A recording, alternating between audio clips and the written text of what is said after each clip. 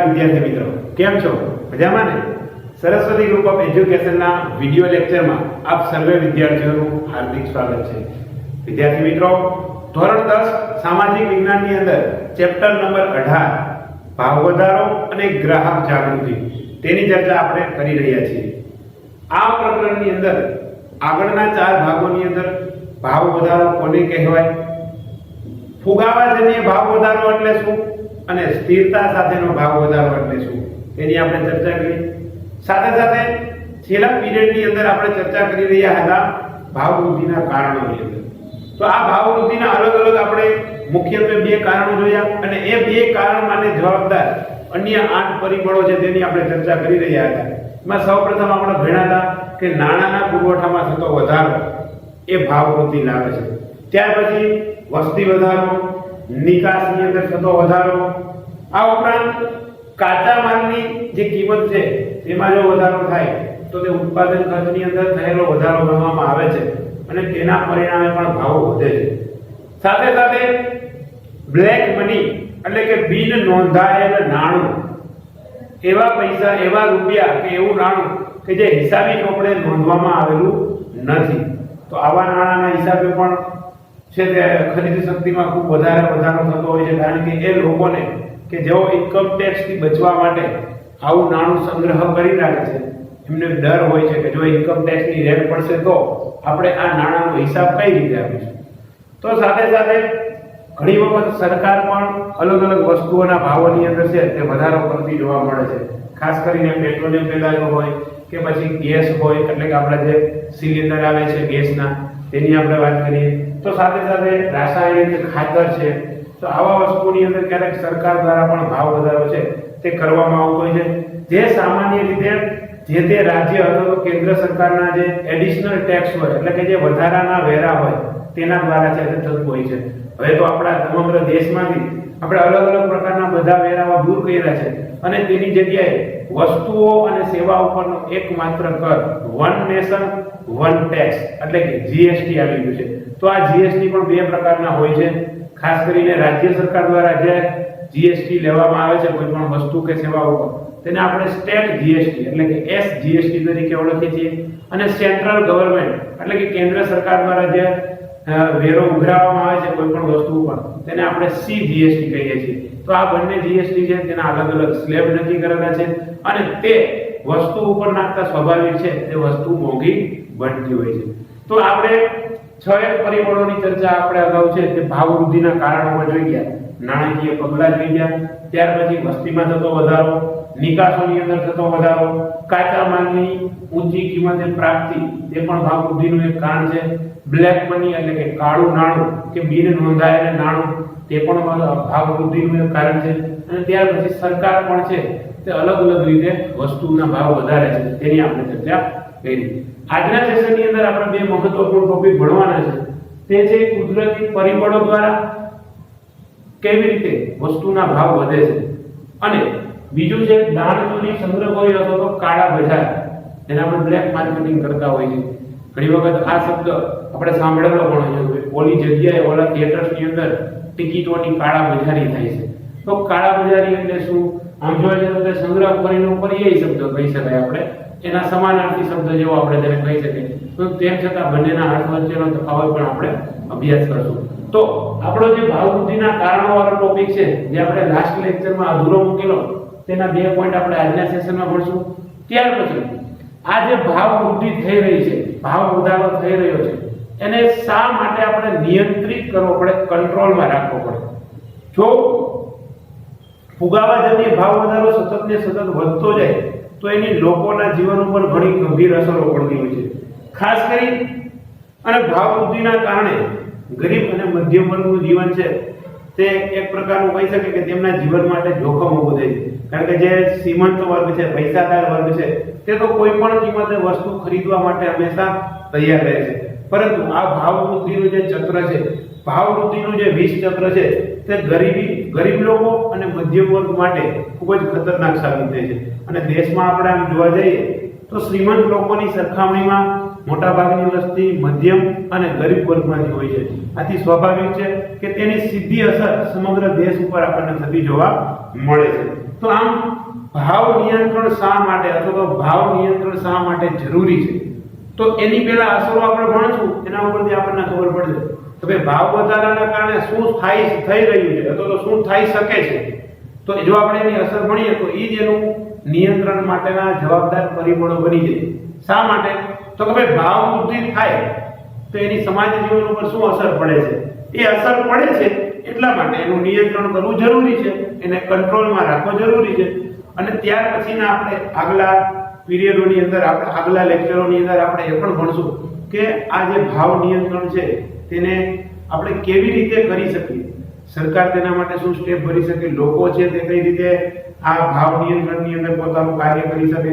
તો ભાવ નિયંત્રણ માટેના પગલાં પણ આપણે ભણશું અને ત્યાર પછી આપણા બીજા શબ્દ ઉપર આપણે જવાનું છે. પરંતુ એ પહેલા આજના સેશનના બે ટોપિક વ્યવસ્થિત સમજી લઈએ કે પેલું આપણે જે અધૂરો પોઈન્ટ હતો ભાવ વૃદ્ધિના જવાબદાર પરિબળો વાળો, પણ એમાં આપણે આજે પહેલા ચર્ચા કરી છે કુદરતી પરિબળો. તો આપણને ઘણી વખત ખબર કે દેશમાં ઘણી વખત કુદરતી આપત્તિઓ આવતી હોય છે, ધરતીકંપ છે, વાવાઝોડું છે, અથવા તો ઘણી વખત અતિવૃષ્ટિ થાય એટલે કે વરસાદ વધુ પ્રમાણમાં પડે, તો ક્યારેક અનાવૃષ્ટિ પણ થતી હોય છે એટલે કે વરસાદ ખૂબ ઓછો પડે અથવા તો નહિવત પડે, જેને આપણે સામાન્ય શબ્દોમાં એમ કહેતા હોય કે દુકાળ પડ્યો અથવા તો દુષ્કાળ પડ્યો. તો આવી પરિસ્થિતિ જ્યારે સર્જાય ત્યારે સ્વાભાવિક છે કે ઉત્પાદન ઉપર તેની અસરો થતી હોય છે. કેવી રીતે? તો ઘણા બધા ઉદ્યોગો એવા હોય કે ભાઈ જે ખેતી ક્ષેત્રમાંથી કાચો માલ મેળવતા હોય, તો સ્વાભાવિક છે કે જે વર્ષે વધુ વરસાદ પડે ત્યારે પણ પાકનો નાશ થયેલો જોવા મળે અને ઓછો વરસાદ પડે ત્યારે તો પાક ઉગતો જ ન હોય. તો એની અસર પાક ઉપર પડે અને તે પાક સાથે સંલગ્નિત જે ઉદ્યોગો છે તેના ઉપર પણ પડતી હોય છે. આથી શું થાય તો કે આવા કુદરતી પરિબળોની પરિસ્થિતિની અંદર ઉત્પાદન ઘટતું હોય છે. તો ઘણી વખત ઉત્પાદન ઘટવા પાછળના માનવીય કારણો પણ જવાબદાર છે.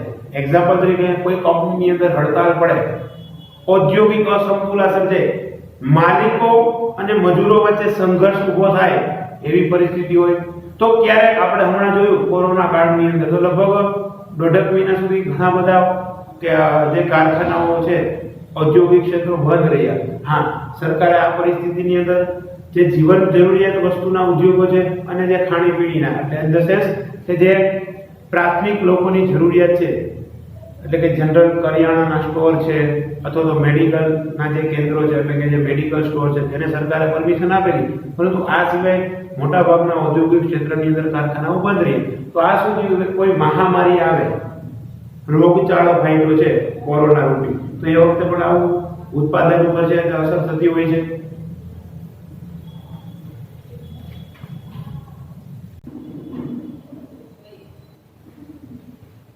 તો આપણે વાત કરી રહ્યા હતા ભાવ વૃદ્ધિની અંદર કુદરતી પરિબળોની અંદર.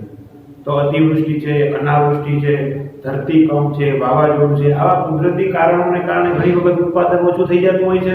તો ક્યારેક માનવીય પરિબળો પણ હોય છે, જેમ કે યુદ્ધની પરિસ્થિતિ થાય કોઈ બે દેશ વચ્ચે, આ ઉપરાંત તોફાનો થતા હોય, કોમી રમખાણો થતા હોય, આંદોલન થતા હોય કંપનીઓની અંદર, હડતાલ છે તે મજૂરો દ્વારા પાડવામાં આવતી હોય અથવા તો ઔદ્યોગિક અશાંતિ રહેલી હોય. તો આવા માનવીય કારણો પણ છે ઘણી વખત ઓછા ઉત્પાદન માટે જવાબદાર હોય છે. હવે અહીંથી થાય શું તો કે આ પરિબળોને કારણે ઉત્પાદન ઓછું થાય એટલે કે ઉત્પાદન જેટલું પહેલા થતું હતું એની બદલે ઉત્પાદન શું થાય? ઘટે. સ્વાભાવિક છે કે ઉત્પાદન ઘટે છે એ સમયગાળા દરમિયાન અર્થતંત્રની અંદર જે નાણાંનો પુરવઠો છે તે ભલે વૈધો ભલે ન હોય, પણ જે એની નિશ્ચિત અવસ્થા હતી, એની જે સ્થિરતાની અવસ્થા હતી એ તો જળવાઈ જ રહે છે. હવે નાણાંનો પુરવઠો સ્થિર છે ત્યારે ઉત્પાદન શું થયું છે? ઘટી ગયું. એનો મતલબ કે પૈસા નાણાં અર્થતંત્રમાં છે, સામે જોઈએ એટલી વસ્તુઓ છે નહીં. પરિણામે શું થયું તો કે વસ્તુની માંગમાં વધારો થવાનો છે, કારણ કે પૈસા તો અમુક અંશે બજારમાં સ્થિર રહેવાના જ છે. તો એવા સમયે પુરવઠો ઘટતા નાણાંનું પ્રમાણ સ્થિર રહેવાના કારણે માંગ ઉપર દબાવ થશે. એટલે કે જે સ્થિર પૈસા છે તેના દ્વારા જે ઓછી વસ્તુ છે તેને ખરીદવાનો પ્રયત્ન થશે, લોકો વસ્તુ ખરીદશે અને એ ટૂંકા ગાળા દરમિયાન ઘણી ખરી વસ્તુના ભાવમાં છે તે આપણને વધારો જોવા મળશે. તો આમ કુદરતી પરિબળો અથવા તો માનવીય પરિબળો પણ ભાવ વૃદ્ધિ માટે જવાબદાર હોઈ શકે છે. ત્યાર પછી દાણચોરી, સંગ્રહખોરી અને કાળા બજાર આ એવા પરિબળો છે કે જેને કારણે પણ ભાવોનો વધારો આપણને થતો જોવા મળે છે. તો પહેલા આપણે સમજીએ દાણચોરી કોને કહેવાય. તો દાણ એ શબ્દનો મતલબ થાય જકાત. સામાન્ય રીતે વિદેશોમાંથી તમે કોઈ વસ્તુ જ્યારે મંગાવો ત્યારે એના ઉપર ભારત સરકારે ટેક્સ નાખેલો હોય છે, જકાત નાખેલી હોય છે. હવે ઘણા લોકો શું કરે, જકાતના ઊંચા દરોથી બચવા માટે કે ભાઈ બહુ આટલો બધો થોડો ટેક્સ હોય તેનાથી બચવા માટે અથવા તો ચોરી છૂપે સંતાડીને, આપણે ઘણી વખત ટીવી ની અંદર જોતા હોય કે ભાઈ એરપોર્ટ ઉપર છે તે કોઈ લેડીઝના બેગમાંથી આટલી વસ્તુઓ પકડાય છે, કારણ કે ત્યાં ચેકિંગ ને એવું બધું થતું હોય. પરંતુ તેમ છતાં લોકો અલગ અલગ પ્રકારના આઈડિયા દોડાવી અને જકાત ચોરી કરતા હોય છે. તો આમ કોઈ વસ્તુ વિદેશમાંથી જ્યારે આપણા દેશમાં આવે ત્યારે એના ઉપર લાગેલી જકાતથી બચવા માટે જે દાણ ચોરીનો રસ્તો, જકાત ચોરીનો રસ્તો અપનાવવામાં આવે, એટલે કે તે વસ્તુ ચોરી છૂપે કે કરવેરા નહીં આપવા માટે અથવા તો કરવેરા તેને નથી ભરવા એટલા માટે આપણા દેશમાં દાખલ કરે, તો આ વાતને કહેવાય દાણ ચોરી. તો ખાસ યાદ રાખજો, પ્રશ્ન પૂછાય કે વિદેશોમાંથી આવતી વસ્તુને આપણા દેશની જે નિશ્ચિત જકાત હોય તેનાથી બચાવવા માટે તેને આપણા દેશમાં ચોરી છૂપીથી દાખલ કરે, તો આવી પ્રવૃત્તિને શું કહેવાય? દાણ ચોરી. અને તેના કારણે ભાવ વધતો હોય છે. અમુક વસ્તુઓ એવી હોય કે જેના ઉપર બહુ ટેક્સ હોય, પરંતુ લોકો શું કરે, તે ચોરી છૂપે દેશમાં દાખલ કરે અને પછી અહીંયા વેચતા હોય છે. તો સ્વાભાવિક છે કે એવી વસ્તુ ઉપર છે તે ભાવ વધારો છે આપણને થતો જોવા મળે છે. ત્યાર પછી બીજો એક શબ્દ છે સંગ્રહખોરી અથવા તો કાળા બજાર. આપણે ઘણી વખત જોતા હોય કે ભાઈ આ વખતે ડુંગળી આટલી બધી ઉત્પાદન થયું, તેમ છતાં ડુંગળીના ભાવ કેમ વધી ગયા અચાનક. ઘણી વખત આપણે ટમેટાની અંદર આવું જોતા હોય. તો વારંવાર આવું થતું હોય એની ઘણી વખત એના માટે વેપારી વર્ગો કે ઉદ્યોગકારો પણ જવાબદાર હોતા હોય છે. તે શું કરે કે વસ્તુનો નિશ્ચિત સ્ટોક કરે. શા માટે? તો કે ભવિષ્યમાં ભાવો વધશે અથવા તો ભવિષ્યમાં ભાવો વધવાના છે. આવી બજારમાં અફવાઓ થતી હોય, અફવાઓ ફેલાતી હોય, અથવા તો ભવિષ્યમાં ભાવો વધશે તેવી અટકળો લગાવવામાં આવતી હોય કે ભાઈ 2020 માં આટલા ભાવ છે તો આવનારા 6 મહિનામાં માર્કેટમાં એની ડિમાન્ડ બહુ થવાની છે આ વસ્તુની. એક્ઝામ્પલ તરીકે કોરોના વખતે એવું થયું કે ભાઈ જે સેનિટાઈઝરની બોટલોને લોકોને નામ પણ નહોતી ખબર, સિવાય કે મેડિકલ સ્ટાફ હતો તો હેલ્થ સેક્ટર સાથે જોડાયેલા લોકો જ સેનિટાઈઝરથી પરિચિત હતા. હવે એ સેનિટાઈઝર આજે આપણે પ્રત્યેકના ખિસ્સામાં છે, પ્રત્યેકની ઘરે આપણને જોવા મળે છે. તો આ શું થયું તો કે જે તે સમયે માર્ચ મહિનાની અંદર જ્યારે મહામારી ચાલુ થઈ ત્યારે લોકો આ શબ્દોથી પણ પરિચિત નહોતા. હવે એ રોગચાળો આવ્યો, તેનાથી સુરક્ષિત બચવા માટે સેનિટાઈઝર કમ્પલસરી થયું. તો શું થયું? ટૂંકા ગાળાની અંદર એ વસ્તુની માંગ વધી. આથી શું કરશે તો કે ભાઈ લોકો એમ લાગે કે ભાઈ હજી આવું કંઈક બીજું કંઈક ખાવાનું છે, એનાથી બચવા માટે લોકોને આ વસ્તુની જરૂરિયાત રહેશે, તો એના જે ઉત્પાદકો હોય, જે વેપારીઓ, એ શું કરે, વસ્તુનો સ્ટોક કરી રાખે. ક્યાં સુધી? તો કે જ્યાં સુધી તેના હાઈએસ્ટ ભાવ ન થઈ જાય ત્યાં સુધી બજારની અંદર એ પુરવઠો આવે નહીં. અથવા તો આપણે માનો કે વેજીટેબલ્સના એક્ઝામ્પલની અંદર સમજવું તો એમ સમજી શકીએ કે ગુજરાતની અંદર કોઈ વસ્તુ આવે છે અથવા તો આપણે ડુંગળી બહારથી મંગાવીએ છીએ, ગુજરાતની પ્રજા માટે જેટલી જરૂરી ડુંગળી છે એટલી અહીંયા ઉત્પાદિત ન થતી હોય તો આપણે શું કરીએ? બીજા રાજ્યોમાંથી મંગાવીએ. હવે સ્વાભાવિક છે કે બીજા રાજ્યમાંથી જ્યારે આપણે ડુંગળી મંગાવીએ છીએ ત્યારે તમે, હું કે આપણે બધા તો લેવા જતા નથી, તો એ વસ્તુની ખરીદી મોટા મોટા વેપારીઓ કરશે. હવે તેને ખબર છે કે ભાઈ ગયા વર્ષે શિયાળાની સિઝન દરમિયાન ડુંગળી છે તેની બજારમાં ખૂબ માંગ હતી, લોકો વધુ પ્રમાણમાં ડુંગળી ખરીદતા હતા. આથી એ શું કરશે તો કે બહાર ગામથી મંગાવેલી ડુંગળી લઈ આવશે તો ખરી, પરંતુ બજારમાં મૂકશે નહીં, એનો સ્ટોક સાચવી રાખશે ગોડાઉનની અંદર. પછી એને એમ લાગે કે ભાઈ હવે ડુંગળી 70 કિલો થઈ ગઈ, પછી પોતાનો સ્ટોક છે તે બધા વેપારી મૂકશે. જેથી કરીને શું થશે તો કે શરૂઆતના તબક્કે તેની ડુંગળીની ઊંચી કિંમતો તેને મળશે. એટલે આમ સંગ્રહખોરી અને કાળા બજારી પણ આવી જ રીતે થતી હોય છે. ખાસ કરીને કોઈ વસ્તુ હોય તે બજારમાંથી બહુ મોટા જથ્થાની અંદર કોઈ વ્યક્તિ ઉપાડી લે, પછી એનો સ્ટોક કરી રાખે. પછી જે તે સમયે એવું લાગે કે ભાઈ હવે આપણને આ વસ્તુના ઊંચા ભાવ મળવાના છે, અથવા તો એ વ્યક્તિ એમ પણ કહે કે મારે આ વસ્તુ આટલી કિંમતે જ વેચવી છે, તમારે લેવી હોય તો લ્યો, તો આપણે એને કાળા બજારી કહી શકીએ. આના એક્ઝામ્પલ માટે તમને બેસ્ટ એક્ઝામ્પલ આપણે આપીએ તો હવે કદાચ એવું ઓછું થાય છે કારણ કે ઓનલાઈન બુકિંગની સર્વિસ આવી ગઈ, પરંતુ જે તે સમયે જૂના જમાનામાં કાળા બજારીનું એક્ઝામ્પલ આપણને સિનેમા ગૃહો, એટલે કે જે આપણા પિક્ચર્સ હાઉસ હોય જે જગ્યાએ આપણે મૂવી જોવા જતા હોય તે ટોકીઝોની અંદર ખૂબ વધારે છે. કાળા બજારી લોકો શું કરે તો કે ટોકીઝ વાળા પાસેથી અથવા તો એવું કહી શકે કે એ બંનેની કદાચ મિલી ભગત પણ હોય તો એની પાસેથી એક સાથે ઘણી બધી ટિકિટો ઉપાડે. તેને ખબર પડે કે ના આ જે પિક્ચર છે એ જોવા માટે તો જાજા બધા લોકો બે દિવસે આવતા હોય છે, આ બહુ સારું પિક્ચર છે, આવું પહેલાથી એને ખ્યાલ તો પડી જતો હોય. આથી ખૂબ મોટા પ્રમાણમાં ટિકિટોની ખરીદી કરી. પછી તો કે જે તે સમયે જે શો થવાનો હોય ત્યારે ટોકીઝની આજુબાજુ ફરતા હોય, ટિકિટનો વાસ્તવિક ભાવ 210 રૂપિયા હોય પણ એ શું કે 300 માં લઈ લઈએ. પછી છેલ્લા એન્ડ સમયે કે જ્યારે બહુ મૂવી શરૂ થવાની થોડીક જ વાર હોય ત્યારે જે 300 ભાવ કર્યો એમાંથી 40-50 ઉતારી તેમ છતાં પોતાનો નફો રાખીને તે ટિકિટો વેચતા હોય છે. તો આને કહેવાય કાળા બજારી. તો આવા પરિબળો પણ છે તે ભાવ વૃદ્ધિની અંદર જવાબદાર હોય છે. આવી પ્રવૃત્તિઓથી શું થાય તો કે ચીજ વસ્તુઓની અછત ઊભી થાય. જેમ કે સંગ્રહખોરી કરે, દાણ ચોરીથી કોઈ વસ્તુ લઈ આવે અથવા તો કાળા બજારી કરે કોઈ પણ વસ્તુની ભાવમાં, તો એનાથી વસ્તુઓનો પુરવઠો બજારમાં ઓછો થઈ જાય. નાણું સામે એટલું જ હોય, માંગ વધેલી હોય, આથી તે વસ્તુની કિંમતમાં વધારો જોવા મળે છે. ત્યાર પછી આપણે સેકન્ડ ટોપિક જે આજના સેશનમાં સમજવાનો છે તે છે ભાવ નિયંત્રણ શા માટે જરૂરી. એટલે કે ભાવ નિયંત્રણ આપણે કરવું પડે છે અથવા તો ભાવ નિયંત્રણની અગત્યતા સમજાવો, આવી રીતે પણ પ્રશ્ન પૂછી શકે.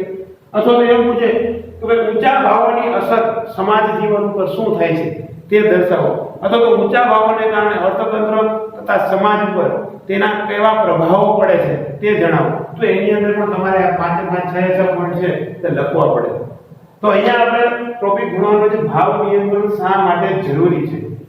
શા માટે જરૂરી છે તો કે આટલી એની અસરો થાય છે ને એટલા માટે ભાવ નિયંત્રણ કરવું જરૂરી છે.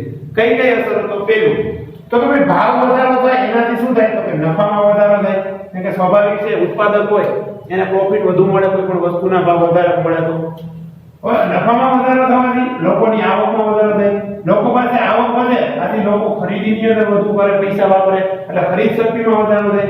ખરીદ શક્તિમાં વધારો છે તે વસ્તુઓ અને સેવાઓની માંગમાં વધારો કરે અને વસ્તુઓ અને સેવાઓની માંગમાં વધારો થતા આ જે વધારાનું વીજચક્ર છે તે ચાલુ થઈ જાય અને સતત છે ત્યાં ચાલ્યા રાખે. જેના કારણે ગરીબો અને મધ્યમ વર્ગ માટે છે તે જીવન પસાર કરવું મુશ્કેલ ભર્યું બની જાય છે અને એટલા માટે ભાવ નિયંત્રણ જરૂરી છે. જો આવી રીતે આ ચક્ર સતત ચાલ્યા રાખે તો જે પૈસાદાર વર્ગ છે અથવા તો શ્રીમંત લોકો છે તેને ખરીદીમાં તકલીફ ન પડે, પણ એક નિશ્ચિત સીમા પછી ગરીબ લોકો માટે તો ખૂબ શરૂઆતમાં જ અને મધ્યમ વર્ગ પણ થોડા અંશે છે ત્યાં મોંઘવારી અથવા તો ભાવ વધારાનો ભોગ બનતો હોય છે અને એટલા માટે ભાવ નિયંત્રણ જરૂરી છે. તો આ પહેલું કારણ. ત્યાર પછી ભાવ વધારાથી બચત અને મૂડી સર્જનના દરોમાં ઘટાડો થાય. શા માટે તો કે લોકો વધુ પડતી ખરીદ શક્તિની અંદર પૈસા વાપરે તો બચતની જે આદત છે તે તેની જતી રહે છે. તે સેવિંગ નથી કરતા, બચત નથી કરતા. આથી સ્વાભાવિક છે બચત ન કરે તો નવું નાણું સર્જન કરવાની એની પ્રક્રિયા અટકી જતી હોય છે, નવું ઇન્વેસ્ટમેન્ટ કરતો હોતો નથી. પરિણામે જરૂરી ચીજ વસ્તુ ઉત્પાદન ઘટતું હોય છે, નવા ઉદ્યોગ ધંધા અને રોજગાર પણ ઘટી જાય છે. જો સતત ભાવ વધારો ચાલ્યા રાખે તો હા અમુક એક વસ્તુ જે મોજ શોખની વસ્તુ છે તેનું ઉત્પાદન વધે અને લોકો તે ખૂબ મોટા પ્રમાણમાં ખરીદતા હોય, પણ જ્યારે એની સામે જીવન જરૂરિયાતની જે ચીજ વસ્તુઓ છે તેના ઉત્પાદનમાં ઘટાડો થતો જોવા મળે છે. તો આ પણ એક કારણ જવાબદાર આપણે કહી શકાય. તો ભાવ નિયંત્રણ એટલા માટે પણ જરૂરી છે. ત્યાર પછી તો કે ભાવ નિયંત્રણ શા માટે જરૂરી છે તો કે ભાઈ ભાવ વધે તો વિદેશી મૂડી રોકાણ આપણા દેશમાં ઓછું થઈ જાય. શા માટે તો કે કોઈ પણ વિદેશની કંપની ભારતમાં આવે, અહીંયા કંપની સ્ટાર્ટ કરવાના પૈસા રોકે તો એને અહીંયા રોકાતા અથવા તો અહીંયા જે કંપની સ્ટાર્ટ કરે એમાં ઉત્પાદન ખર્ચ ઓછું આવે. શા માટે તો કે ભારતની બજારમાં તો જે શ્રમ છે એટલે કે જે કંપની માટે કામ કરનાર લોકો તેની ઊંચી કિંમતે મળશે. એ જેની કંપની સ્થાપે છે તે વસ્તુ માટે જે કાચો માલ છે તે એને મોંઘી કિંમતે મળશે.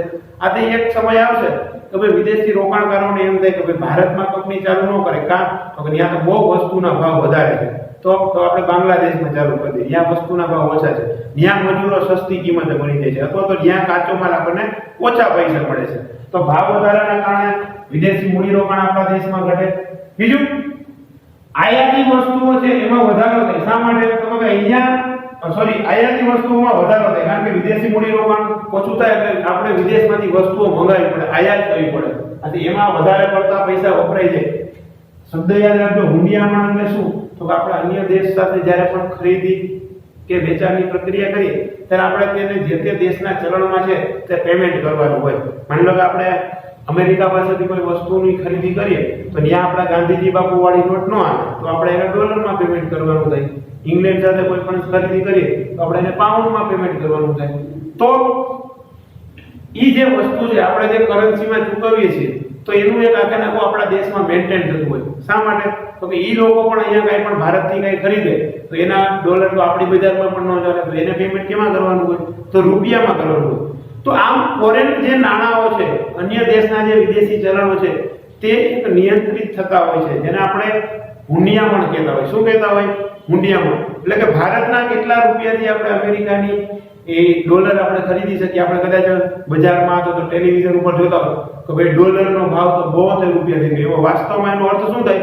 તો કે 1 ડોલર બરાબર 72 રૂપિયા.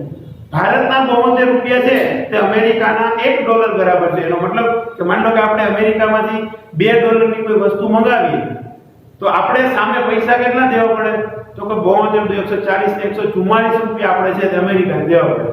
જ્યારે અમેરિકા વાળા ભારતમાં 144 રૂપિયાની વસ્તુ મોકલે અથવા તો ભારત પાસેથી વસ્તુ ખરીદે તો એને સામે કેટલા દેવા પડે? તો ફક્ત 2 ડોલર. તો આનું આખે નાખું હુંડિયામણ છે, વિદેશી ચલણ છે, તેનું બધું એક્સચેન્જની અંદર આવતું હોય કે કેટલા પ્રમાણમાં આયાત થાય છે, કેટલા પ્રમાણમાં નિકાસ થાય છે.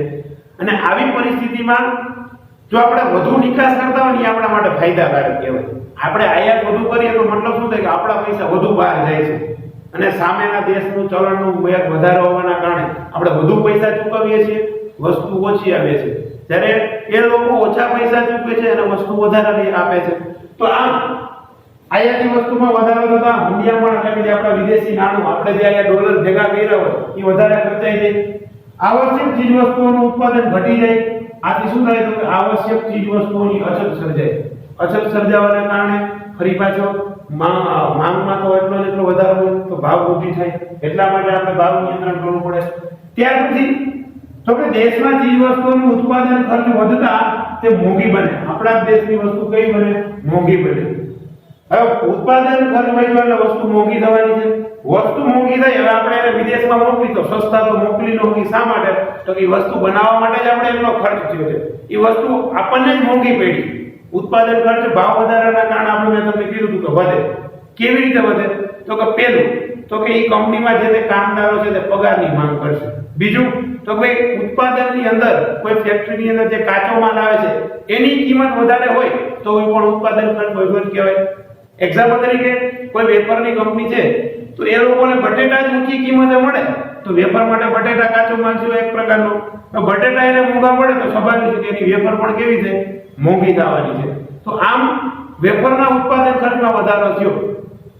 હવે આપણે એ વેપાર વિદેશમાં વેચીએ તો આપણને જેટલો ખર્ચો થયો હોય સ્વાભાવિક છે એમથી ઓછામાં તો આપણે વિદેશમાં નિકાસ ન જ કરીએ. આથી શું થાય? નિકાસી વસ્તુઓના ભાવમાં વધારો થાય અને પ્રમાણની અંદર આપણને આયાતી વસ્તુ બહારથી આવતી વસ્તુ સસ્તી મળે. આથી આપણા દેશની વસ્તુની માંગ આપણા દેશમાં ઓછી રહે અને વિદેશથી આવતી વસ્તુ આપણને સસ્તી પડવા માંગે. પરિણામે તો કે હુંડિયામણની સમતુલા છે તે ખોરવાઈ જાય. બરોબર?